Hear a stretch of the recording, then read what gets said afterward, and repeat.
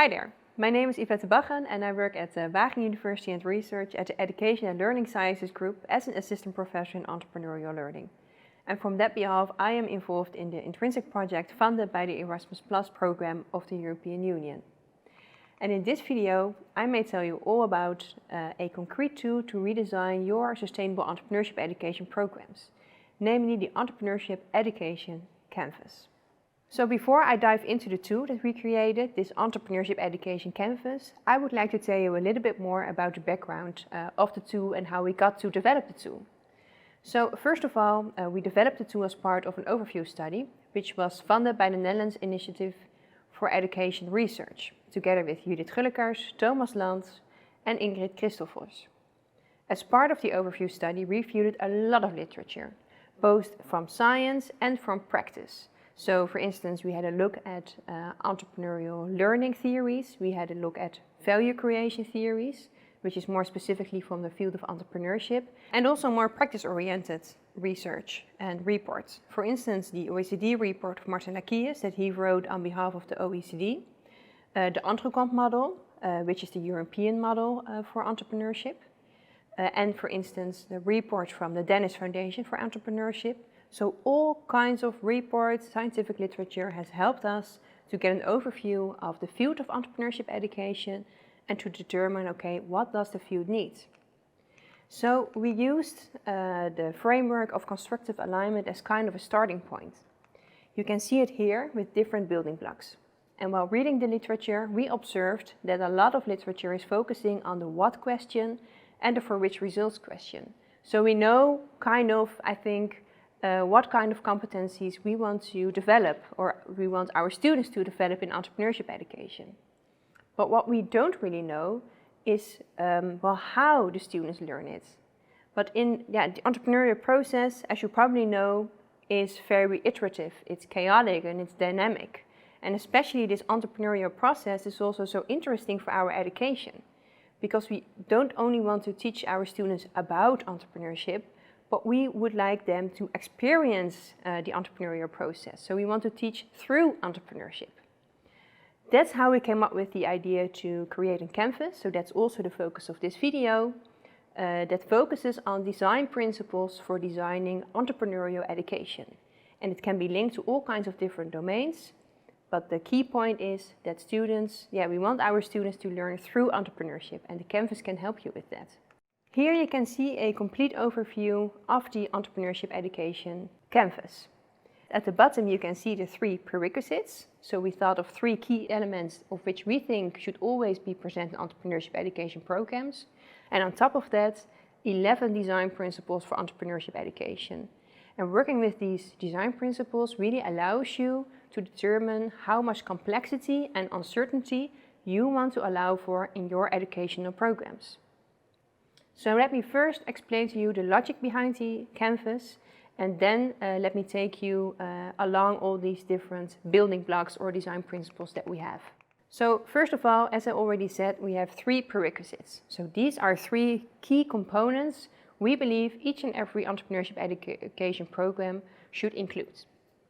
First of all, we have the entrepreneurial process of opportunity identification, evaluation and exploration. So, getting into action. Each entrepreneurial program should challenge students to actually do something. Entrepreneurship education should include authentic, actual tasks with several solutions. So it has to be real, for instance in relation to the Sustainable Development Goals, or it can be an assignment of a commissioner, an employer, an entrepreneur that the students work on. And thirdly, it's about the creation of new sustainable value for others. So the students actually make something, so they do something, they create a product, a service, something concrete that has value for others, and of course preferably in relation to sustainability. So these are the 3 prerequisites to start with. Then next we have the 11 design principles, and we decided to categorize the design principles over 3 categories. The first category is the task, the learning task that is central in the entrepreneurship education program. The second category is the entrepreneurial process. And the third category is about the context and relationships. So the design principles, and here it's a bit hard to read the image on the right, but I will explain it to you, and these materials are of course available for you. The design principles represent the ends on a continuum, you could say. These are kind of dimensions, allowing you, as I said before, to determine how much complexity and uncertainty you want to have in the educational program. So you could say on the left side it's more simple, low-key, and on the right side it's more complex, way more uncertainty in the educational program. So there is no good or wrong, let me also stress that. You can make a decision based, of course, on the target group that you develop a program for, on your learning goals, etc. Like, okay, how complex and how uncertain do I want my education to be, and in relation to which design principles. And if you have this overview with the canvas, then you can decide to leave out maybe a certain complexity and uncertainty, or to increase it. So you can kind of turn the buttons and change your educational program. So now let's go through the canvas from left to right. So first we have the task. And we have 4 building blocks that relate, or design principles that relate to the task. First of all, the reach of the task. Is it for the local, regional, or even the system level? And you can imagine at the system level there is way more uncertainty and complexity involved in the task the students work on. Secondly, how complex are the tasks? Are the tasks rather simple with multiple solutions, or do students work on wicked problems that are really fuzzy at the problem side and at the solution side? Take for instance climate change. You can already have a discussion of hours, maybe weeks or months or even years, what the exact problem of climate change entails. Thirdly, is the knowledge creation process rather intuitive, or do students need domain or even have to create new knowledge? You can imagine if you have a program for children that they just use their intuition to get going, but with students that already have prior knowledge in certain domains or in entrepreneurship, have to go to outside and create new knowledge or use their domain-specific knowledge to be able to work on the task. And fourthly, you have the nature of the value creation process. And here I think the link with sustainability is also really strong. So do the students work on a task that requires from them that they create economic, social, or environmental value, or even a combination of these different forms of value? And also wonder yourself, what do you challenge your students to do? Do you want them only to focus on this economic value? Well, it would be great, of course, if you could also include the social and ecological level, or even leave out economic level and let them work on creating social or ecological value on its own. So that is the task. And secondly, we have the entrepreneurial process. And 3 dimensions relate to the entrepreneurial process. First of all, is there a clear goal, or are the students' resources at the point of departure? And this principle relates to effectuation theory, in which you have causal thinking, which is a more structured and planned way of thinking, and effectual thinking, in which you start from your own resources. Well, we also have a video about the entrepreneurial mindset monitor, in which we tell you all about effectuation theory. You could have a look at it if you are interested, but for now you could ask yourself, okay, is there a clear goal that the students have to work on? Or are the students' resources the point of departure for the educational program? So is it more open? Secondly, to what extent do students have autonomy over their own learning process? Or is it really teacher-centered? So that's the basic question here. Is it really a student-centered course, which is of course more complex and more uncertain for the students to work on? Or is the teacher in the lead, which is maybe the case with young children, again from primary education or maybe secondary education, if students or pupils still need some more guidance? And thirdly, are making mistakes, reflection and prototyping part of the value creation process? And if so, in a safe or a more uncertain environment? And is there time pressure involved? So do you really challenge the students to prototype, test things, go out there, maybe talk to potential customers and reflect also on this iterative process? I think really here you can also make this difference in how entrepreneurial you want it to be. Like, do you really want students to go through the complete entrepreneurial process multiple times in a course? Or is that too much, and would you prefer to have it once or play around, for instance, with failure, making mistakes? Something I think we should really well, promote our students to do in this safe environment, and well, from making mistakes they can already learn a lot, of course. So that's the third dimension in relation to the entrepreneurial process. And then the final category is the context and relationships. Here again we have 4 design principles. First of all, do students cooperate in peer groups or in interdisciplinary teams? So with students from different backgrounds, which can be related to their domain, their cultural background, in terms of gender, all kinds of things. Secondly, to what extent do students involve external stakeholders? So do they really need to go out there and ask experts maybe that they don't know yet? And from my experience, students sometimes find it kind of exciting to approach people that they don't know yet, just via LinkedIn or via the network of their parents, for instance. Or can they do the task without the involvement of those external stakeholders? Also something really you can think about. Thirdly, do you have role models to inspire students, for instance in videos, or maybe students can interview a role model?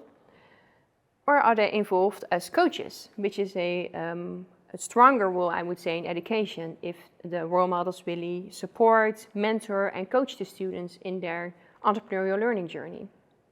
And fourthly, is the impact of the result for the teacher or the peers?